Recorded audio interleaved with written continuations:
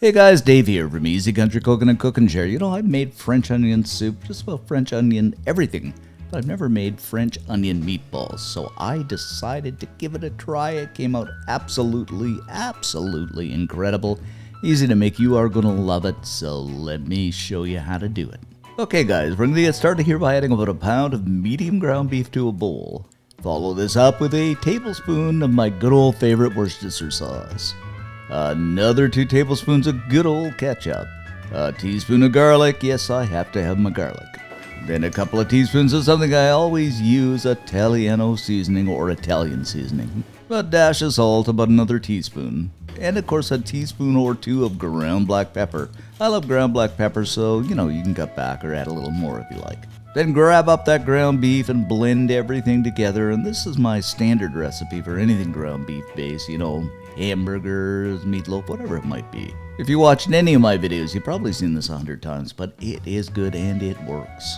Now it's all mixed up, I'm gonna grab up a handful of the ground beef mixture, place it into the palm of my hand, and roll it into a meatball. Alrighty then, let's throw those meatballs into a cast iron pan or any oven-proof pan for that matter. Kind of get them evenly spread out here. This looks about perfecto to me. And we're going into the oven at 350 degrees preheated for about 25 minutes. In the meantime, I'm going to grab up about 4 or 5 onions and just slice these guys up. And these are just white onions, but you can use red, whatever you like. Then into a pan with 2 or 3 tablespoons of butter. A bit of oil, I'd say about a tablespoon, just to stop that butter from burning. Kind of give it the old swirly twirly around and let it melt down for a minute or 2. And we'll just break those onions up into rings as we put them in the pan. Oh, this is gonna smell so good.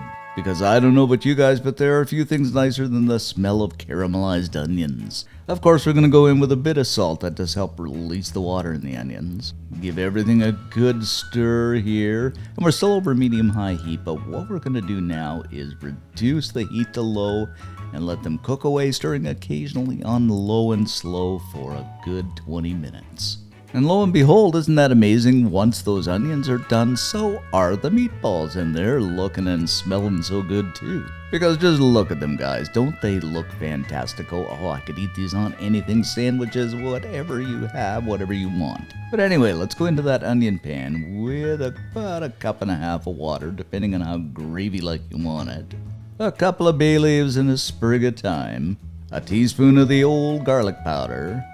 I sure don't think my cousin was Dracula, but I have to check that on Ancestry. Another shot of the old Worcestershire sauce. I'm just eyeballing this. Of course, another teaspoon or 2 of ground black pepper. Grab up the trusty old spoon and stir everything together, and ain't this looking good, my friends? BTW, that means by the way for you people that ain't as savvy as me in the old interweb technology or sayings. I am going to start the plans for my outdoor kitchen today, and I'm all excited. I might make a video. Now, after we admire our work here, guys, but doesn't this look darn good?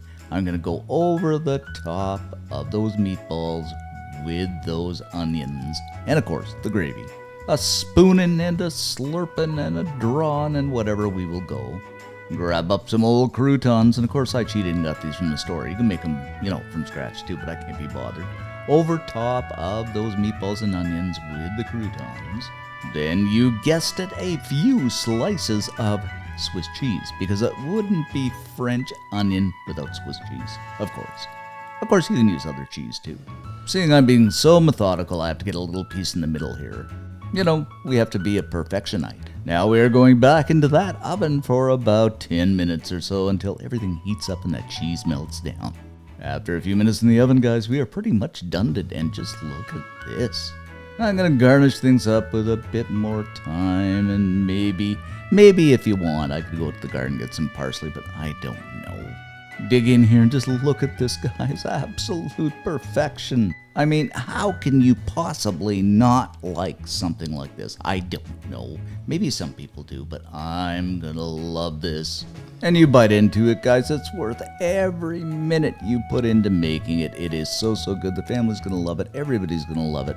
If you do make it, leave us a comment because I love reading them. And most of all, subscribe because it's free. and leave a comment and give us a like because it helps the channel out. Thanks for watching, guys. Stay safe, and I think I'm going to go work in my outdoor kitchen. So see you next time.